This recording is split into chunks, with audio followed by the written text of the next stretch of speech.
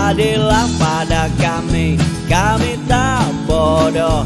Meski memang kami tak pandai, tapi kami berjanji akan tetap mengkritik sesuai isi hati.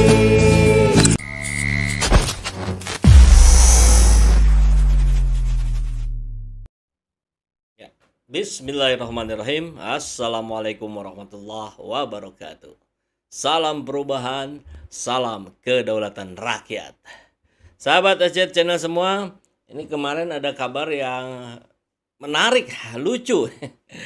Saat sebuah akun Twitter namanya NU garis lucu.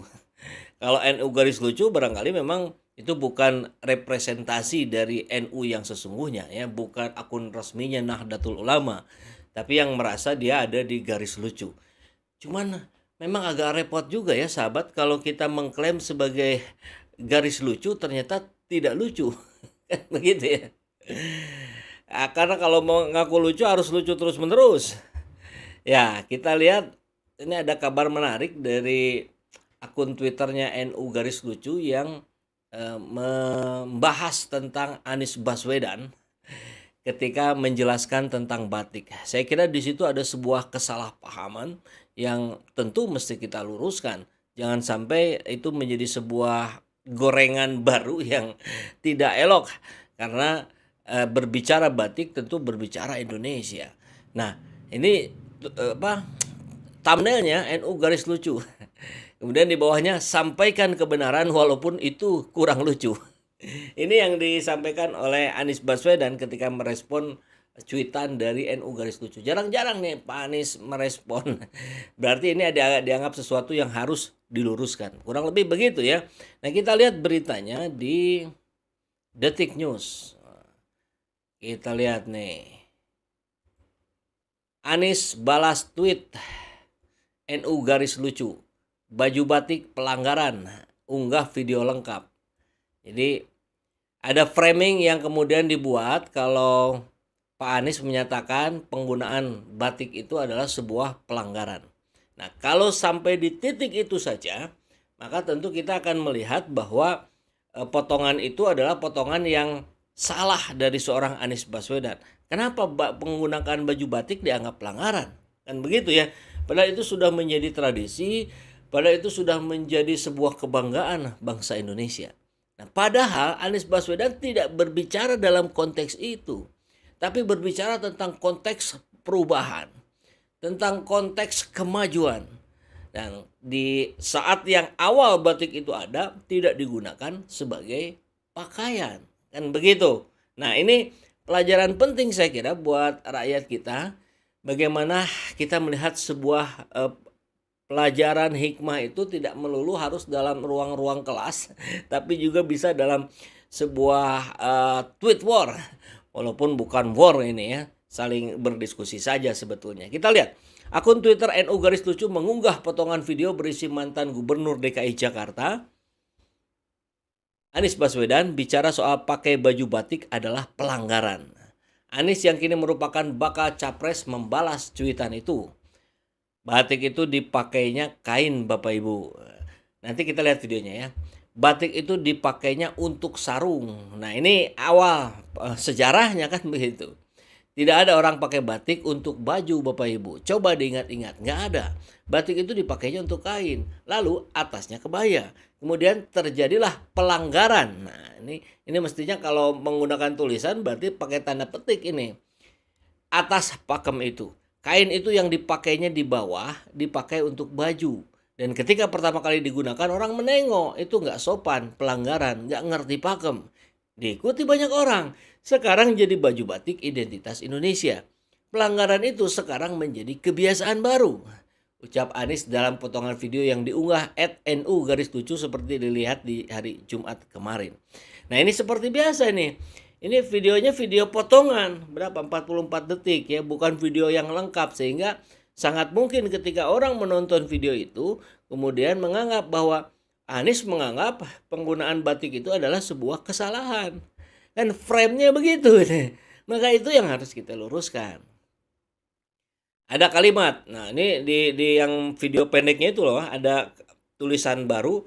Jadi menurut Anies, pakai baju batik itu merupakan pelanggaran yang ditambahkan pada video itu.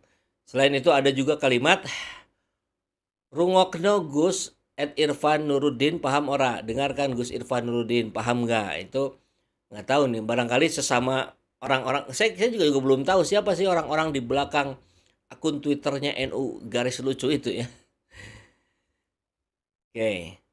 Nah, Anies kemudian membalas cuitan itu dan dia mengunggah versi lebih panjang dari videonya. Ada kalimat melanggar pakem asal mula batik digunakan sebagai baju yang ditambahkan pada awal video itu. Nah, ini ucapannya. Ucapannya kita dengarkan langsung saja dalam bentuk video ya.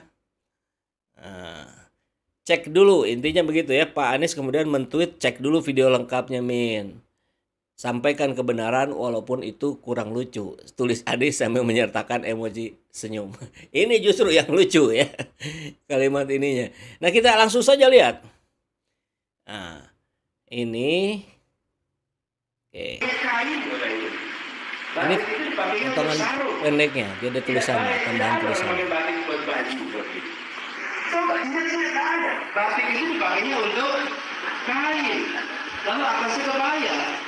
Kemudian terjadilah pelanggaran atas pakem itu. Kain itu yang dipakainya di bawah dipakai untuk baju. Dan ketika pertama kali digunakan, orang menengok ini nggak sopan, ini pelanggaran yang berarti pakem. Diikuti banyak orang. Sekarang menjadi baju batik identitas Indonesia. Pelanggaran itu sekarang menjadi kebiasaan baru. Dan yang namanya batik itu ini sudah ya potongan video pendeknya. Sekarang kita lihat. Untuk sarung. Tidak baik, tidak ada orang pakai batik buat baju.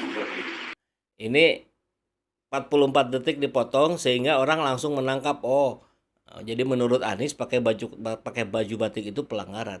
Padahal Pak Anies pun sering pakai baju batik. Bahkan selalu mengucapkan ucapan Hari Batik ketika di momen-momen itu muncul. Nah, kita lihat saja langsung nih ya.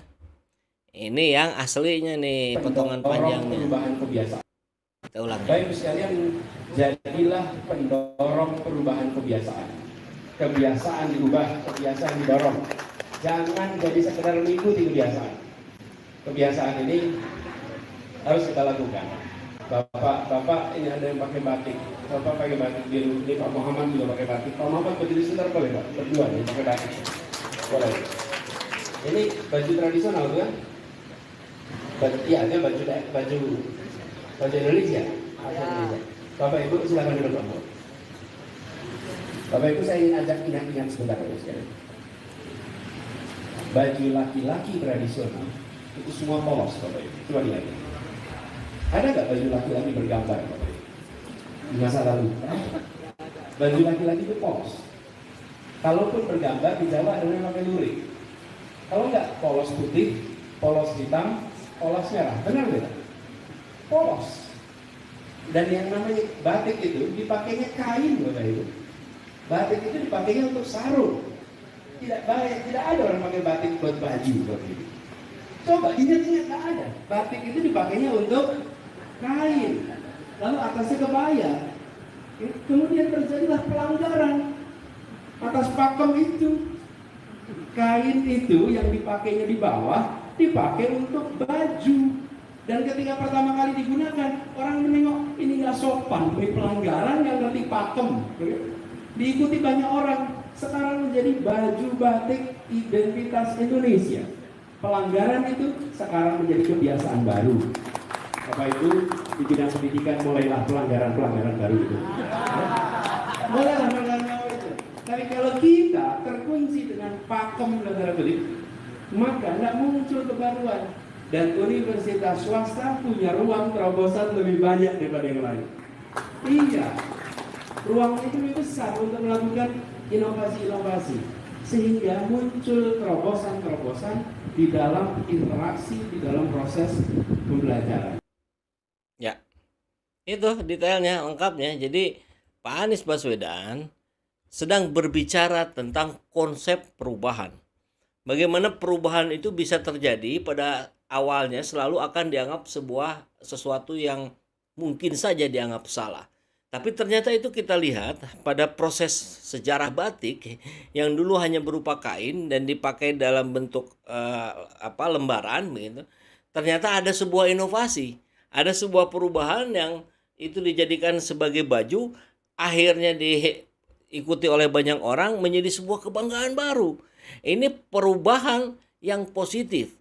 Ini pelanggaran yang positif. Jadi makna konotasinya adalah bukan konotasi yang negatif, tapi konotasi yang positif. Tapi NU garis lucu nampaknya mencoba memframing itu dengan sebuah kelucuan yang tidak lucu. Akhirnya bisa menyesatkan pandangan orang tentang seorang Anies Baswedan dalam pandangannya tentang batik. Nah, makanya kita sering mendengar dulu ya, hati-hatilah dengan pikiranmu, karena itu akan menjadi kata-katamu. Hati-hatilah dengan kata-katamu, karena itu akan menjadi perilakumu. Hati-hatilah dengan perilakumu, karena itu akan menjadi kebiasaanmu. Hati-hatilah dengan kebiasaanmu, karena itu akan menjadi karaktermu. Nah, karakter apa yang ingin kita harapkan dari bangsa ini? Karakter bangsa ini. Tentu karakter yang positif, karakter yang membangun, yang terus-menerus progres. Maka tentu untuk hasil yang jauh lebih baik, maka prosesnya harus dilakukan proses yang juga jauh lebih baik. Jadi fokus kita adalah fokus pada apa yang bisa kita perbaiki, apa yang bisa kita kembangkan, apa yang bisa terus kita inovasi. Pak Anies berbicara dalam konteks itu, bahkan ketika berbicaranya pun dalam konteks bagaimana universitas swasta bisa melakukan inovasi-inovasi. Dalam arti lain perubahan-perubahan. Mungkin hari ini itu akan dianggap melanggar pakem gitu. Tapi suatu saat ketika pikiran kitanya positif, niatnya baik, maka itu akan menjadi sebuah kebaikan. Nah, ini yang dimaksudkan Pak Anies tentang bagaimana sejarah batik dalam konteks perubahan kebangsaan kita. Ya, jadi saya kira kita tidak perlu berpanjang lebar dulu di pagi hari ini karena ini weekend. Sahabat semua juga sedang bersiap-siap untuk berlibur ya. Berliburnya kan bisa keluar kota, bisa di rumah saja. Tapi yang pasti kita lebih healing dulu lah ya. Kita reda dulu, kita istirahat dulu. Karena minggu-minggu ke depan tentu kita harus beraktivitas jauh lebih baik dibandingkan hari yang sebelumnya. Saya kira itu saja yang bisa saya sampaikan kepada sahabat semua.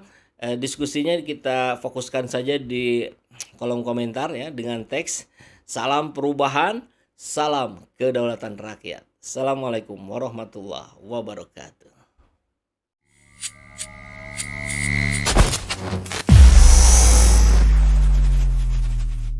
Alhamdulillahirrabbilalamin. Saat ini banyak sekali sahabat-sahabat dari Saiful Zaman Channel yang menjadi patron dari kegiatan ini, yang mendukung, yang mensupport dengan berbagai cara. Luar biasa, via WhatsApp, via grup, via media sosial lainnya. Bahkan tidak sedikit yang kemudian mendonasikan uangnya untuk perjuangan kami di medan dakwah ini. Ya jelas hal ini sangat membantu keberlangsungan channel ini karena kebutuhan pun kemudian bertambah. Tidak bisa lagi ini dikerjakan oleh 1-2 orang. Kita harus merekrut lebih banyak orang. Dan itu jelas membutuhkan dana yang tidak kecil. Nah, oleh karena itu buat sahabat-sahabat semua yang terus mendukung kami, doakan juga kami untuk mampu istiqomah, untuk mampu terus menyuarakan dan menggemakan suara hati rakyat. Dan seperti biasa, bagi yang ingin membersamai kami dengan membantu operasional channel ini, sahabat bisa mendonasikannya ke nomor rekening yang ada di bawah sini.